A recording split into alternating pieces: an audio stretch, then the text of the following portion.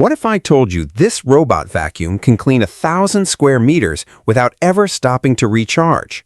The new ECOVACS DEEBOT X11 PRO OMNI might be the most ambitious robot vacuum of 2025. It packs a massive 19,500 pascals of suction power, an OZMO Roller mop that scrubs floors 200 times every minute, and a crazy power boost charging system that can recover 6% battery in just 3 minutes while it's already cleaning. According to ECOVACS, that allows near-continuous cleaning for huge homes. But here's where things get interesting.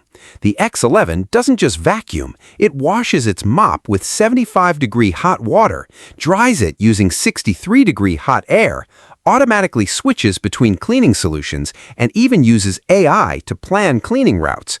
Sounds perfect, right? Not exactly.